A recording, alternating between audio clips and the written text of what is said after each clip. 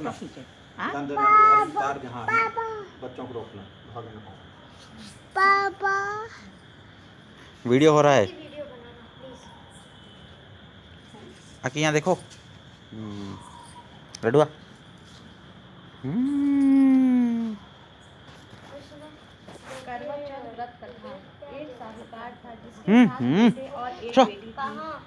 चुप रहो।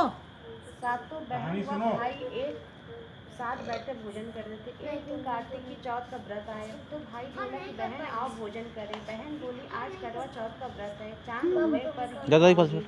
तब भाइयों ने सोचा कि चांद उगने तक बहन भूखी रहेगी, तो एक भाई ने दिया जलाया, दूसरे भाई ने छलनी लेकर उसे ढका और नकली चांद दिखाकर बहन से कहने लगे कि चल चांद उग आया है, अर्घ दे ले। बहन अपनी भाभीियों से कहने लगी चलो अर्घ दे। तो भाभियाँ बोली तुम्हारा चांद उगा होगा, हमारा चांद तो रात को उगेगा। बहन ने जब अकेले ही अर्घ दिया और खाने लगी तो पहले ही गिलास में बाल आ गया, दूसरे गिलास में कंकड़ आए और तीसरे गिलास में मुंह की ओर किया तो उसके ससुराल से संदेश आया कि उसका पति बहुत बीमार है, जल्दी भेजो।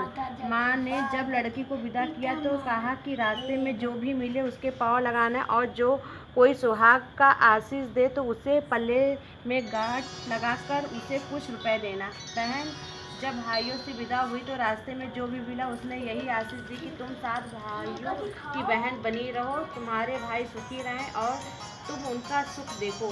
सुहाग का आशीष किसी ने भी नहीं दिया। जब वह ससुराल पहुंची तो दरवाजे पर उसकी छोटी ननद खड़ी थी। वह उसके भी पांव लगी तो उसने कहा कि सुहागिन रहो, सपूती हो। तो उसने यह सुन के पल्ले में गांठ बांधी और ननद को सोने का सिक्का दिया। तब भीतर गई तो सास ने कहा पति धरती पर पड़ा है, तो वह उसके पास जाकर उसकी सेवा करने के लिए बैठ गई। बाद में सास ने दासी के हाथ बची खुची रोटी भेज दी। इस प्रकार से समय बीतते बीतते मृगशीर की चौथ आई और चौथ माता से बोली करवा ले भाइयों की प्यारी करवा ले। लेकिन जब उसे चौथ माता ने दिखाई दी तो वह बोली हे माता, आपने मुझे उजाड़ा तो आप ही मेरा उद्धार करोगी, आपको मेरा सुहाग देना पड़ेगा। तब उस चौथ माता ने बताया कि पौष की चौथ आएगी, वह मेरे से बड़ी है, उससे ही सब कहना, तुम्हारा सुहाग वापस देगी। पौष की चौथ आकर चली गई, माघ की चली गई, फागुन की चली गई, चैत वैशाख जेठ आषाढ़ सावन भादो सभी चौथ आई और यही करके चली गई। आगे आने वाली को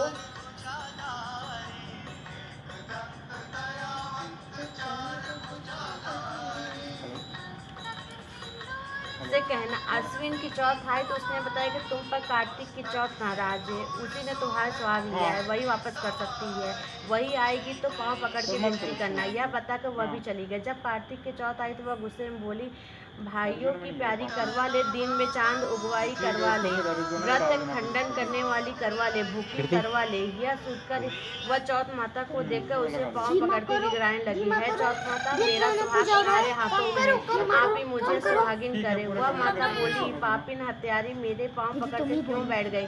तब वह बोली कि मुझसे भूल हो गई, उसे क्षमा कर दो, अब भूल नहीं करूँगी। पर चौथ माता ने प्रसन्न होकर आंखों से काजल, नाखूनों में से मेहंदी और टीके में से रोड़ी लेकर छोटी उंगली से उसके पति पर छिटा दिया तो वह उठकर बैठ गया। अब बोला कि आज मैं बहुत सोया। वह बोली क्या सोई, मुझे तो 12 महीने हो गए, अब जाकर चौथ माता ने मेरा सुहाग लौटाया। तब उसने कहा कि जल्दी से माता का पूजन करो। तब चौथ की कहानी सुनी। करवा का पूजन किया तो प्रसाद खाकर दोनों पति पत्नी चौपड़ खेलने बैठ गए। नीचे से दासी आई, उसने उन दोनों को चौपड़ पासे से खेलते देखा तो उसने सासू जी को जाके बताया। तब से सारे गांव में यह बात प्रसिद्ध हो गई कि सब स्त्रियां चौथ का व्रत करें और सुहाग अटल रहेगा। जिस प्रकार साहूकार की बेटी का सुहाग दिया उसी तरह चौथ माता सबको सुहागिन रखे। यही करवा चौथ की उपवास की सनातन महिमा है। जय